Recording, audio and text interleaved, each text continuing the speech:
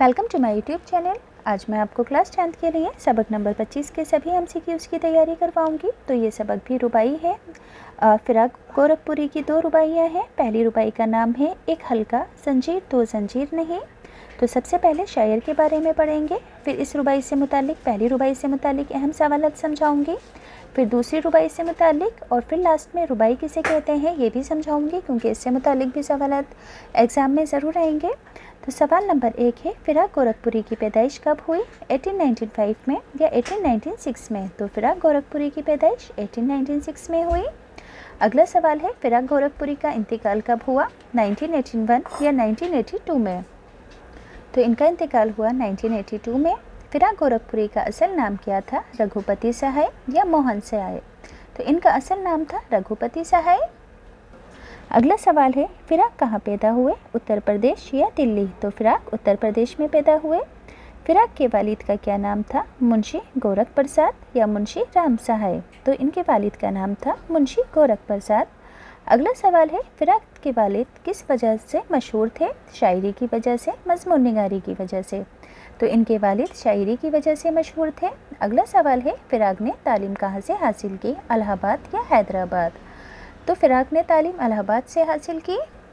अगला सवाल है, फिराक ने उर्दू और फ़ारसी के अलावा किस ज़बान में आला लियाकत हासिल की थी? अंग्रेज़ी या फिर अरबी? तो फिराक ने उर्दू और फ़ारसी के अलावा अंग्रेज़ी ज़बान में भी महारत हासिल की थी।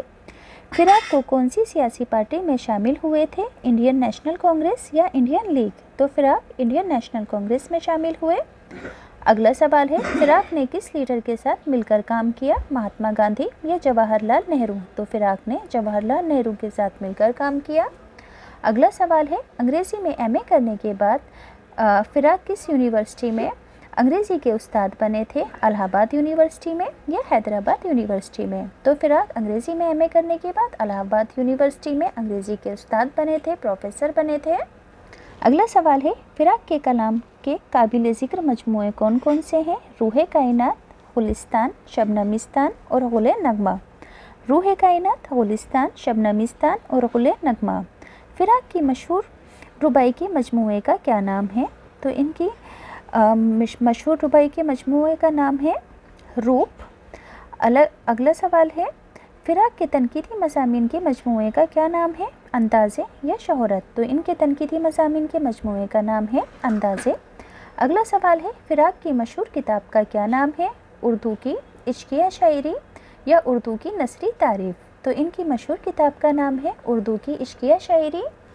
अगला सवाल है, हल्का से क्या मुराद है? घेरा या दायरा हल्के को कहते हैं। एक हल्का जंजीर तो जंजीर नहीं, इस रुबाई में के शायर कौन है? तो फिराक गोरखपुरी हैं। फिराक कहते हैं कि जंजीर की एक कड़ी पूरी डैश नहीं कहलाती।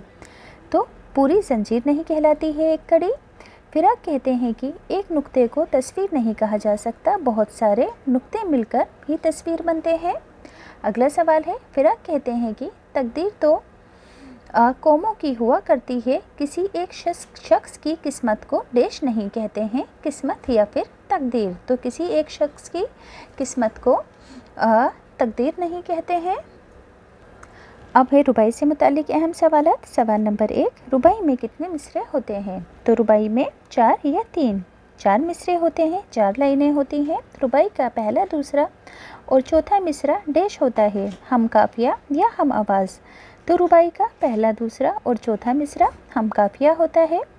डैश कभी कभी रुबाई का तीसरा मिसरा भी डैश हो सकता है, तो कभी कभी रुबाई का तीसरा मिसरा भी हम काफिया हो सकता है। अगला सवाल है, आम तौर पर रुबाई का डैश मिसरा सबसे ज़्यादा जानदार होता है, चौथा या दूसरा? तो रुबाई का चौथा मिसरा सबसे ज़्यादा जानदार होता है। अगला सवाल है, पूरी रुबाई की रूह कौन सा मिसरा होता है? तो चौथा मिसरा होता है। डैश और डैश की पाबंदी ऐसी शर्तें हैं जिनका पूरा होना रुबाई के लिए लाजमी है। काफियों और बहर की पाबंदी, काफियों और रदीफ की पाबंदी। तो काफियों और बहर की पाबंदी का रुबाई के लिए होना बहुत ज़रूरी है, ये इसकी लाजमी शर्तें हैं।